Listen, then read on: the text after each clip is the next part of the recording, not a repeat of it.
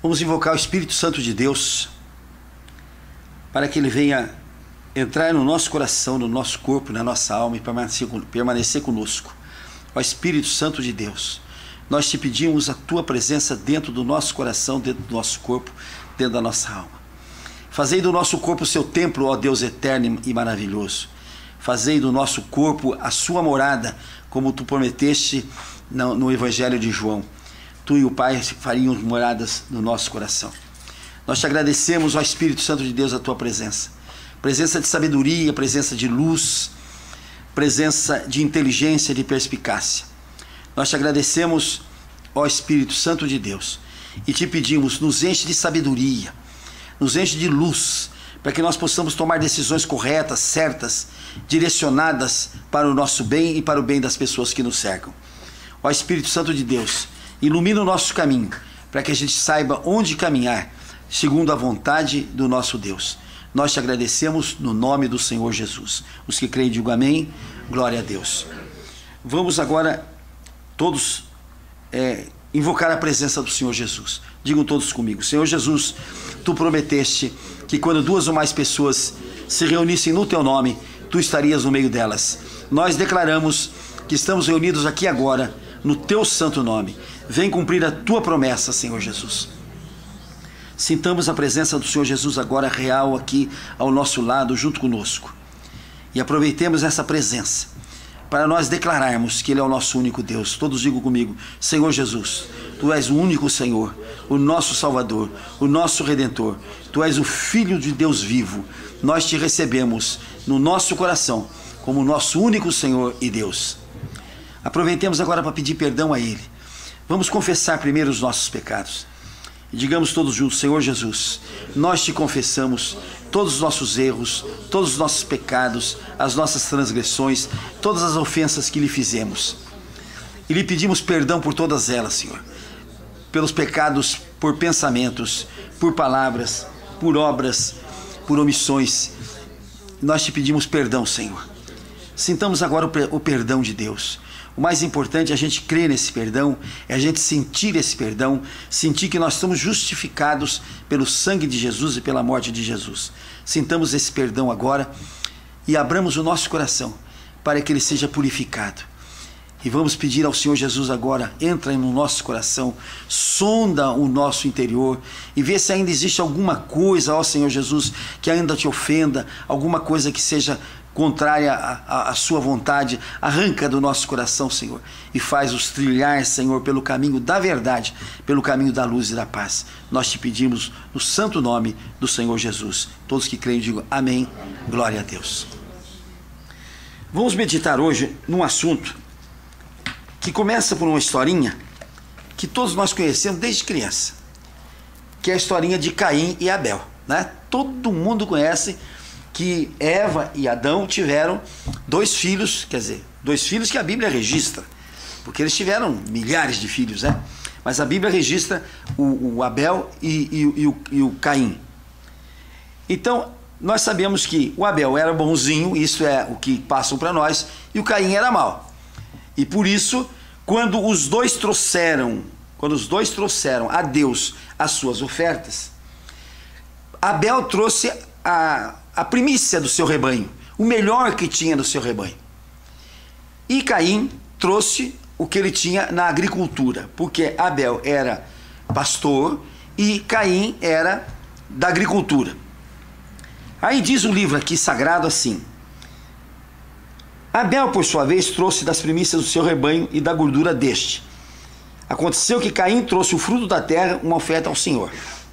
Agradou-se o Senhor de Abel e de sua oferta, ao passo que de Caim e de sua oferta não se agradou. Então, que coisa interessante, os dois trouxeram ofertas. Tá certo que foram ofertas diferentes uma da outra, mas todas elas eram frutos da ação de Deus. Caim trouxe os frutos da lavoura e Abel trouxe o fruto do gado. E os dois trouxeram a primícia daquilo que tinha para oferecer. Mas está escrito aqui que Deus agradou-se de Abel e de sua oferta, e não se agradou de Caim e de sua oferta. Aí nós vamos perguntar por quê. Logo em seguida nós vamos ver. Aí o Caim se irou com isso, decaiu-lhe o semblante, e Deus pergunta para ele assim: por que andas irado? E por que descaiu o teu semblante, Caim? Se procederes bem, não é certo que serás aceito? Se todavia procederes mal, eis que o pecado jaz à tua porta. O seu desejo será contra ti, mas a ti cumpre dominá-lo. Então Deus diz para Caim: por que você ficou triste? Por que você ficou amargurado? Se você proceder bem, tudo lhe será bom. Mas se você proceder mal, o pecado está à sua porta. E aqui nós vamos observar uma coisa interessante. Toda vez que a gente erra, que a gente peca, toda vez que a gente faz alguma coisa errada, a tendência é a gente se esconder de Deus. A tendência é procurar se esconder de Deus. Vamos ver o primeiro pecado. Quando Adão e Eva acabaram de pecar, o que aconteceu? Eles se esconderam de Deus. Eles viram que estavam nus e se esconderam de Deus.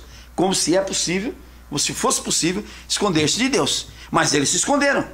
Interessante que Deus, vendo o pecado deles, Deus sai à cata, à procura deles. Deus sabia onde estava, mas Deus queria que eles respondessem. E ele chama Adão, chama Eva. Onde você está, Adão? Onde você está, Adão? Veja o desespero de Deus quando a gente se afasta dele. Veja o desespero de Deus quando a gente vira as costas para ele, quando a gente erra, quando a gente peca. Olha o desespero de Deus, ele fica em busca da gente, ele fica procurando, ele quer a gente de volta. Por isso que ele dá aquele exemplo das 100 ovelhas, aquele pastor que tinha 100 ovelhas, mas uma delas se perdeu, e ele deixa as 99 no redil e vai em busca daquela que se perdeu. E achando-a, ele a cura, põe no ombro, traz de volta e chama os amigos para festejar a volta daquela ovelha. Vamos ver um outro exemplo da Bíblia. Aquele filho pródigo que foi embora, que pegou a herança do pai, foi embora, gastou tudo numa vida sem juízo. Quando volta, o pai vai esperá-lo na estrada. E quando ele está com os pés rotos, quando ele está com a roupa rota, quando ele não tem nada, o pai põe um manto, põe um sapato, põe um anel de poder na mão dele, abraça-o e faz uma festa para ele. Faz uma festa para ele. Então Deus está à procura nossa, ele não quer nos perder de maneira nenhuma. Nós somos o dom precioso de Deus, nós somos o melhor de Deus. Deus não nos quer perder de maneira nenhuma, e ele vai em busca de nós desesperadamente para que a gente não se perca. E vejam que coisa interessante. Por que será que Deus não se agradou de Caim e se agradou de Abel? A explicação está no livro de Hebreus. No livro de Hebreus, no capítulo 4. No capítulo 11, aliás, no versículo 4. Pela fé, ofereceu Abel a Deus mais excelente sacrifício do que Caim, pelo qual obteve testemunho de ser justo, tendo a aprovação de Deus quanto às suas ofertas. Por meio dela também, mesmo depois de morto, ainda fala. Então, Abel, o livro de Hebreus nos explica que Abel foi agradável a Deus porque ele era do bem, ele fazia o bem, ele tinha fé. E o problema nosso é a fé. O pecado, gente, é consequência da falta de fé. A gente peca quando a gente não crê. Quando a gente não crê na palavra de Deus, quando a gente não crê na Bíblia, quando a gente não crê na palavra que está escrito aqui, então a gente vai para o caminho que a gente quer, porque não tem fé. E o que está escrito aqui? Abel, pela sua fé, o sacrifício dele foi mais excelente. Por isso que tem tanta gente que diz assim: mas, puxa vida, eu sou tão bonzinho, eu faço tanto bem para os outros, eu dou, como é que se diz, bens para os pobres, eu ajudo os pobres, eu dou marmita, eu dou comida, eu faço tudo bem. Mas são ofertas que Deus não aceita quando a pessoa está no mal. Deus só nos aceita a oferta quando nós somos do bem. Olha o que diz aqui em João, no capítulo 1, na primeira epístola de João, no capítulo 3, no versículo 12, diz assim: porque a mensagem que ouviste desde o princípio é esta, que ameis uns aos outros, não segundo Caim, que era do maligno, que era do mal, que era de Satanás, e assassinou a seu irmão. Por que o assassinou? Porque as suas obras eram más e as de seu irmão eram justas. Então aqui fica bem claro, mas muito claro mesmo, que Caim era do mal. Por isso que Deus não aceitou a oferta dele. Não foi pela oferta. Porque a oferta dele era tão ou igual à oferta de Abel. Mas o coração de Abel era um e o coração de Caim era outro. A inveja de Caim era um pecado.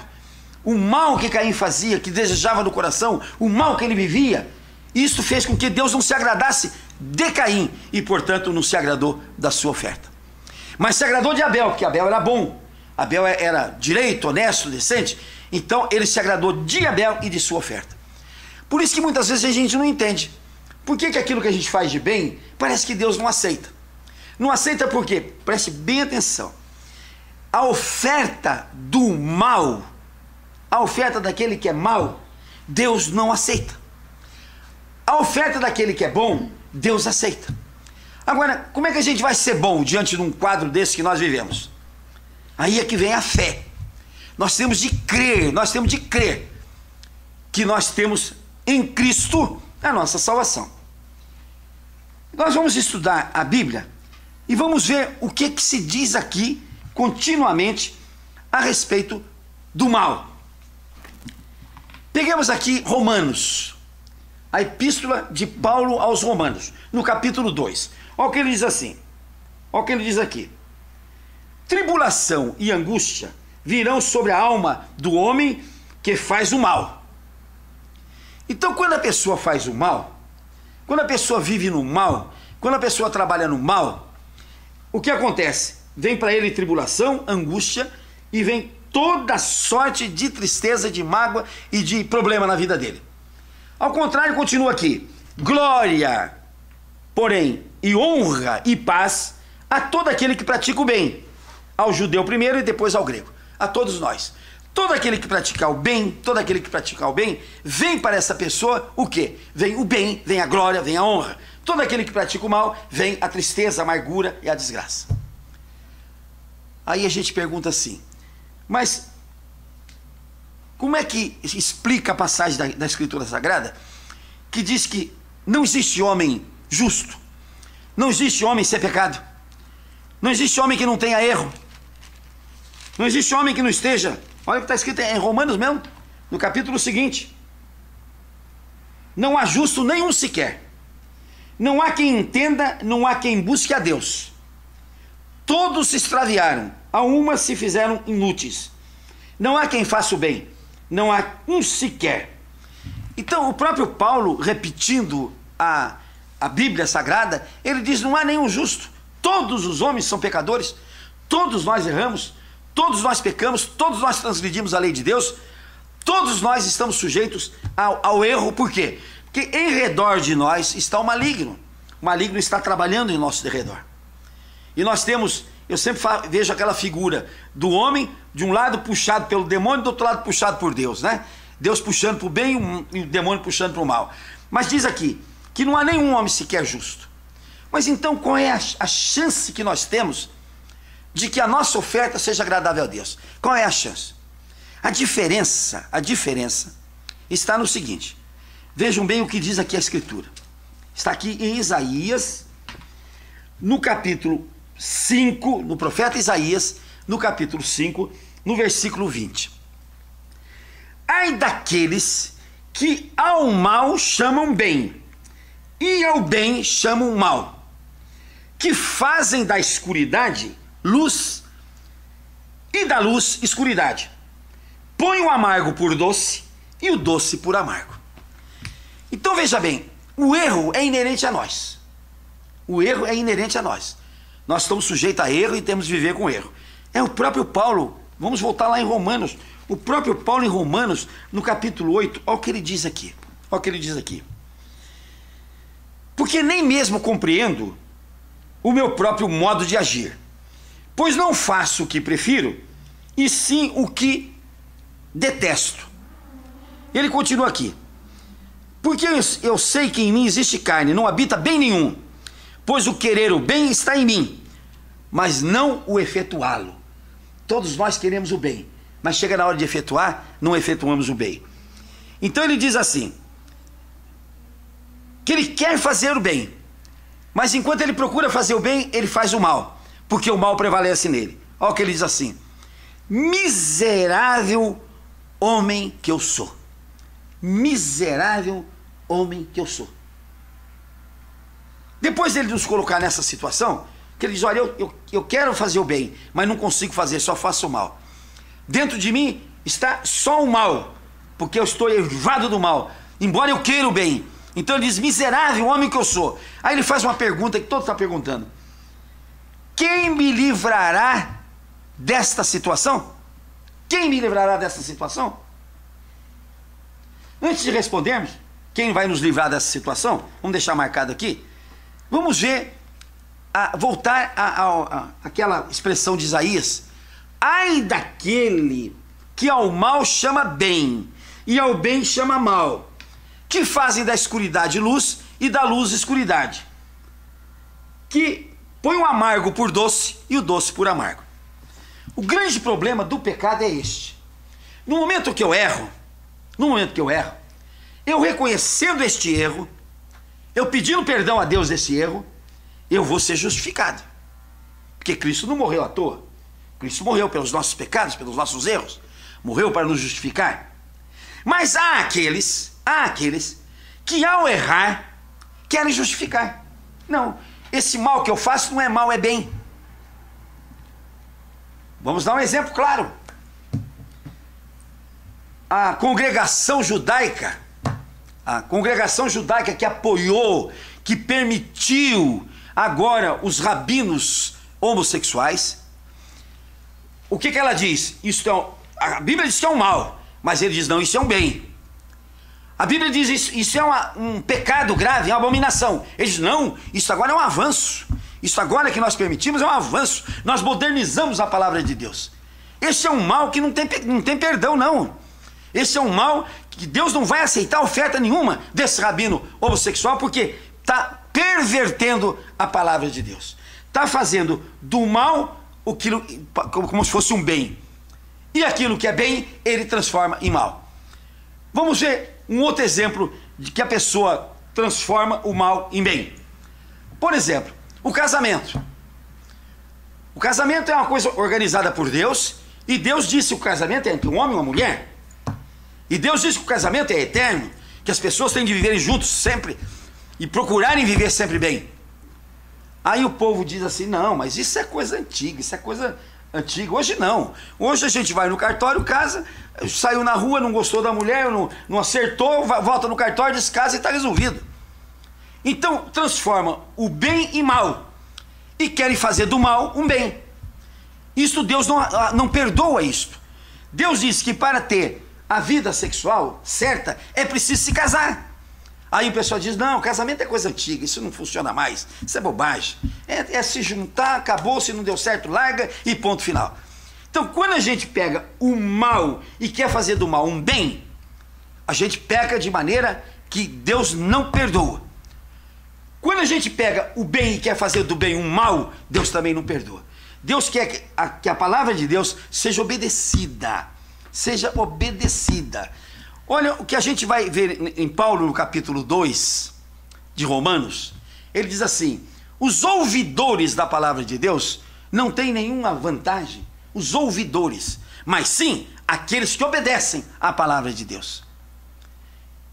Obedecer à palavra de Deus é aquilo que nós temos de fazer, não é apenas ouvi-la, não é apenas dizer: nossa, como eu vi uma pregação hoje que foi uma maravilha. Mas o que você ouviu? Não sei, ele estava falando lá no céu, tá bonito. Isso não funciona. Eu tenho de ouvir a palavra de Deus e tenho de aplicá-la na minha vida. Ontem eu vinha para o escritório e liguei na CBN.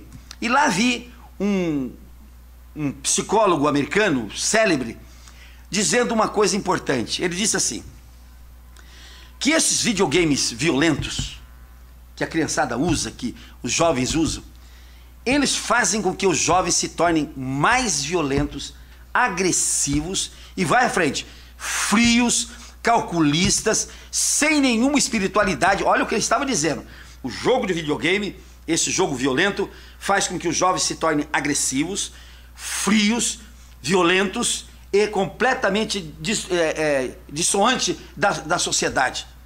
E ele diz mais, e isso influencia até no aspecto sexual.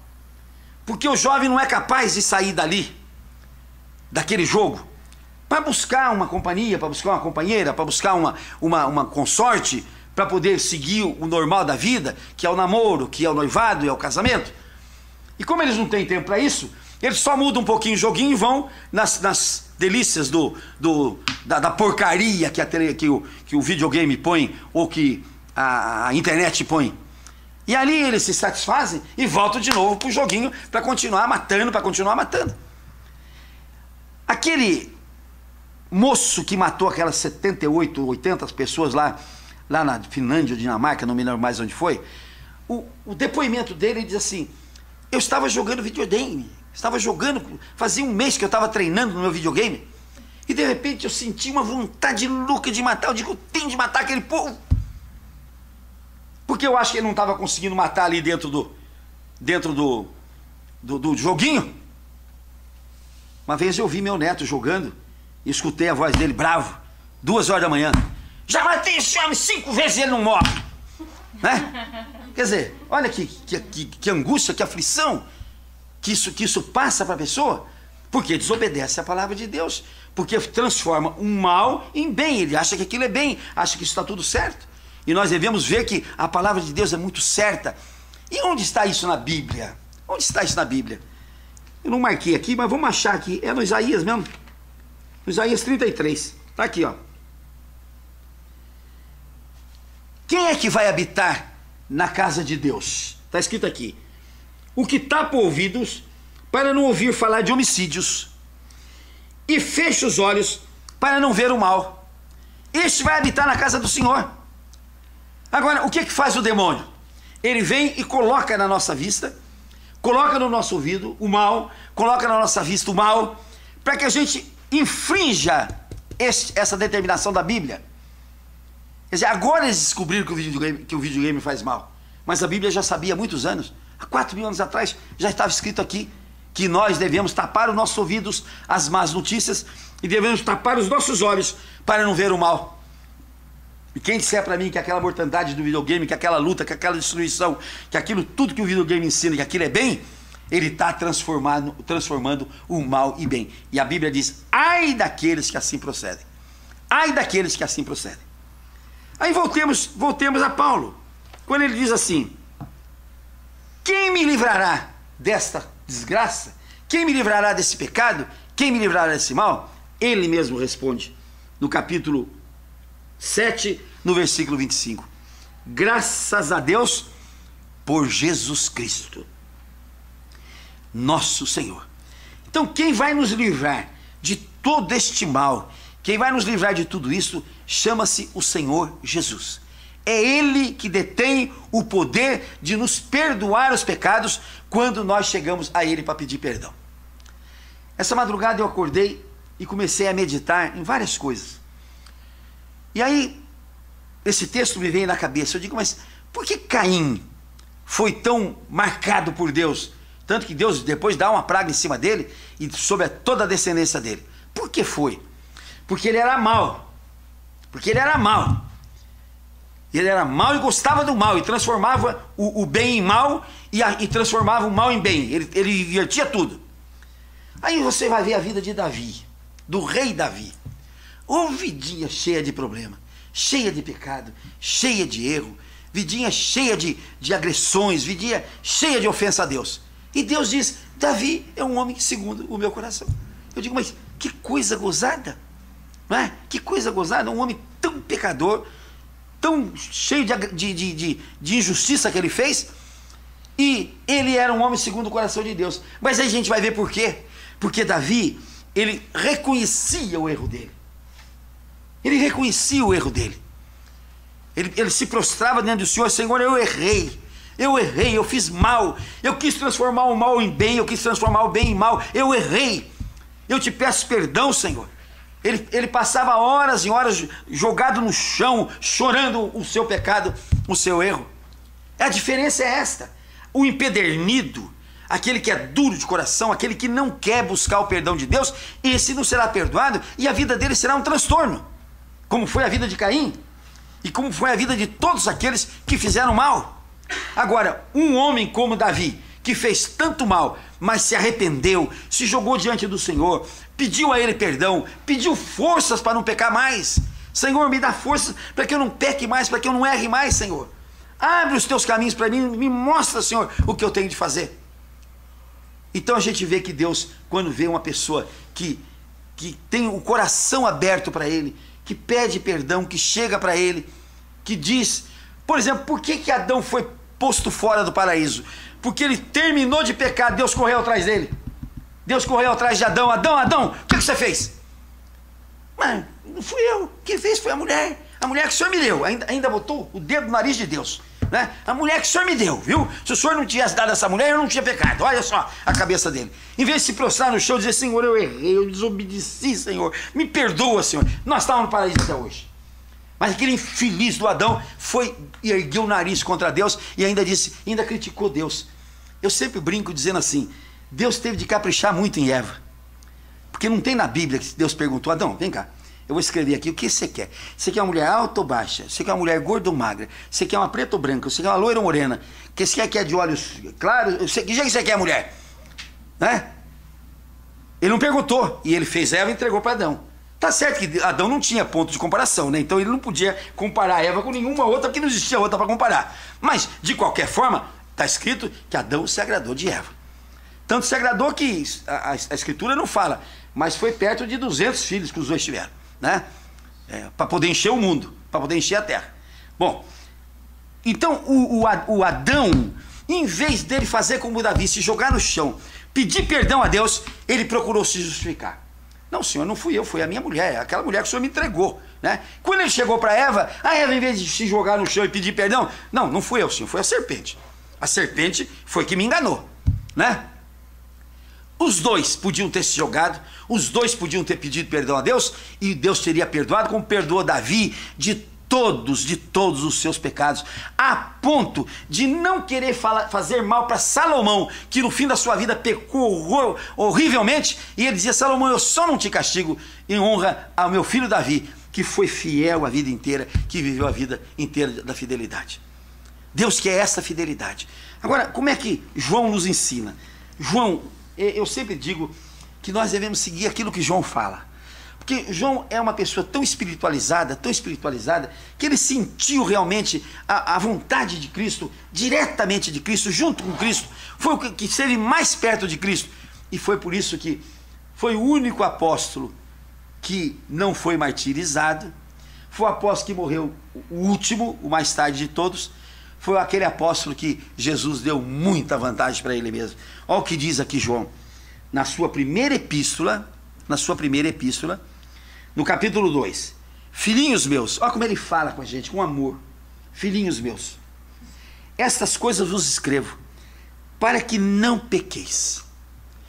E João escreveu o Evangelho de João, escreveu 3 epístolas, e escreveu o Apocalipse, e ele diz, essas coisas vos escrevo, para que não pequeis, se todavia, diz ele, alguém pecar, temos advogado junto ao Pai, Jesus Cristo o justo. Ele é a apropriação pelos nossos pecados, e não somente pelos nossos próprios, mas ainda pelos pecados do mundo inteiro. Então João nos ensina que leia a Bíblia, para que a gente não peque. Mas como todo homem está sujeito ao pecado, então ele diz, mas se você pecar, não se afaste de Deus, não vire as costas para Deus, não procure se justificar, não procure achar responsável pelo seu pecado, não. Se prostre diante de Deus e chame Jesus como seu advogado. Chame Jesus como seu advogado e peça perdão a Deus, E está escrito aqui que nós seremos justificados porque Cristo foi a apropriação dos nossos pecados. Cristo entregou a sua vida. Cristo derramou o seu sangue para que os nossos pecados fossem justificados. E é esse o advogado que nós vamos ter diante do Pai.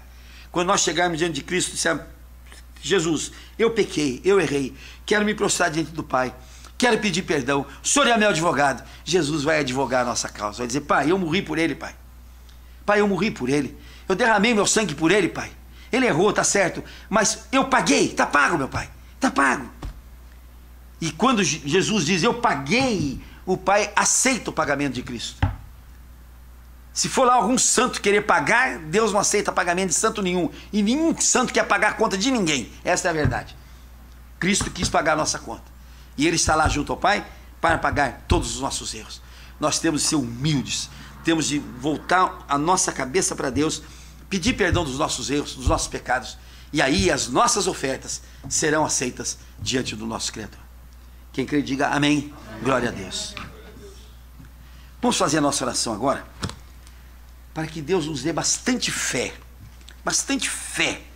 para que nós creiamos no Jesus advogado nosso, e para que nós creiamos que o sacrifício dele foi para pagar os nossos pecados, e para que nós tenhamos força de não nos afastarmos de Deus quando pecarmos, e sim nos prostrarmos diante dele, para que ele nos perdoe.